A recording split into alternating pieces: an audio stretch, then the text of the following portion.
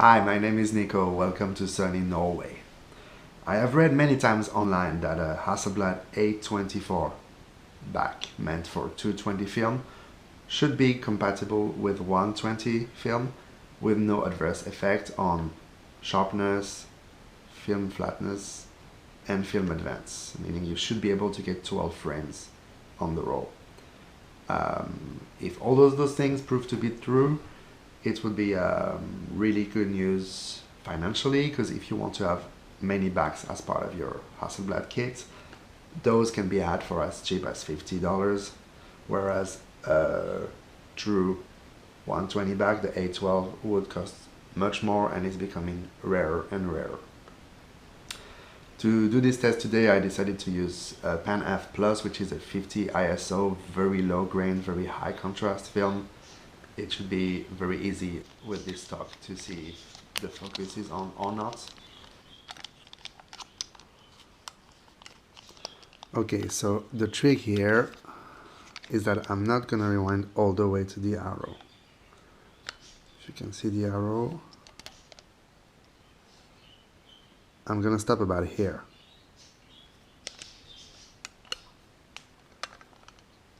So you can see the arrow and the red arrow don't align.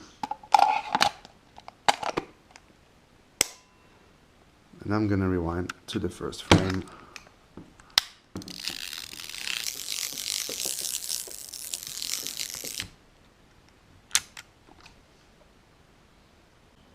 Yes, so here's our setup for this test picture. We are using a 16mm extension tube on an 80mm lens. We are at minimum aperture, 2.8, and really close to minimum focusing distance. We're using a compendium because we're serious professionals. I have focused with this loop, which is more efficient than the loop that's in the classic Hasselblad viewfinder, and I measured the light with my trusty Sekonic L358. Our composition looks something like this.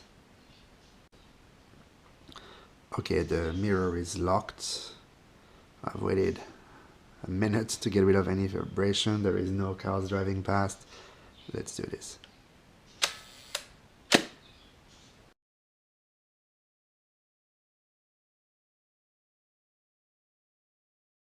Hey, so I just took the first picture of our real-life test. I came to this location, which is a bar on the seaside with great views of the opera and a really Norwegian vibe. The problem is that they were already open, so they had the music on and it was pretty loud, so I didn't bother to narrate what I was doing while I was there. But the settings were f4, 500th of a second, focus distance 1.5 meters. So there you have it.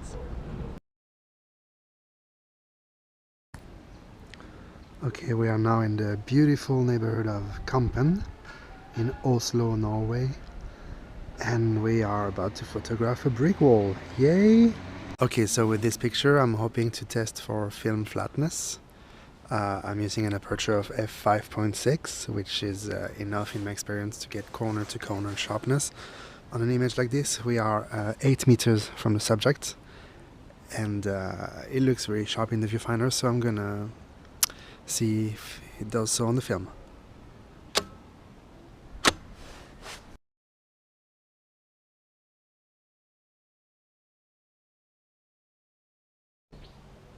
So I'm trespassing into somebody's garden to photograph these cute little holes.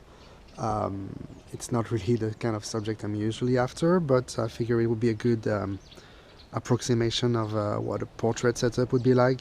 I'm working with a distance of 2.2 meters at f5.6, and the subject is mostly in the center of the frame. So this is roughly the settings I use for portraits daily.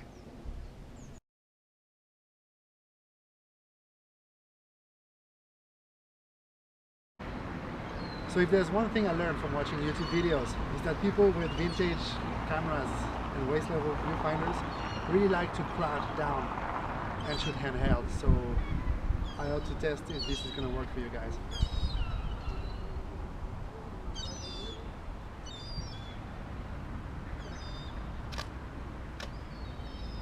You're welcome.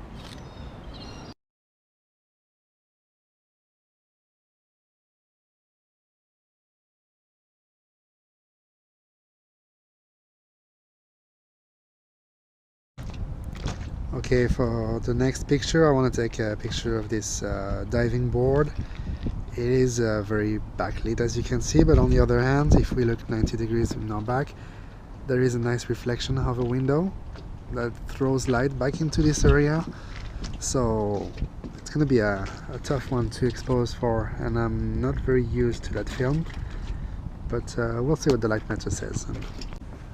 I do want some shadow detail in this picture, so I think I'm gonna shoot it at 250th of a second.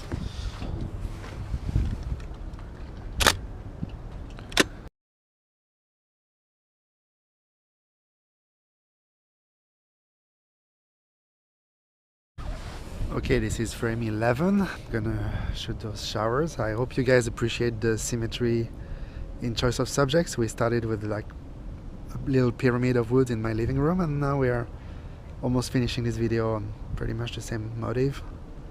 We're at f4. That was the widest aperture we could use and still be within 500th of a second, which is this camera's fastest shutter speed. Let's rewind. I don't know if you can hear, there's a slight squeaking from the film back when I cock the shutter and advance to the next frame. Yeah, maybe it needs some lubricating in there, but I experienced no resistance or no rough traveling. It's a very smooth loading.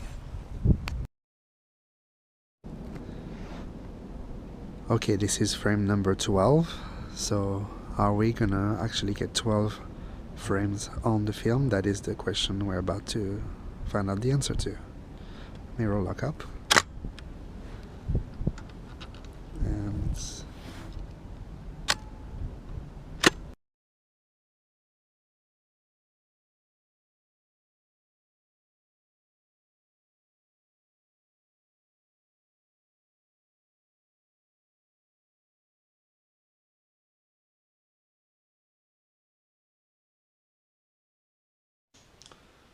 first, let's have a look at frame number 1. You can see that there is about 2 centimeters, maybe a bit less, of film before frame 1, which means we wound it a bit too far. We could have stopped winding our film even earlier when we loaded the camera.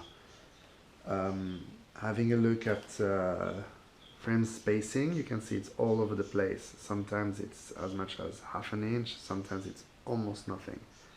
So that's something to be careful about, but this is still usable. And looking at the last frame, frame number 12, my lab unfortunately put a sticker on it.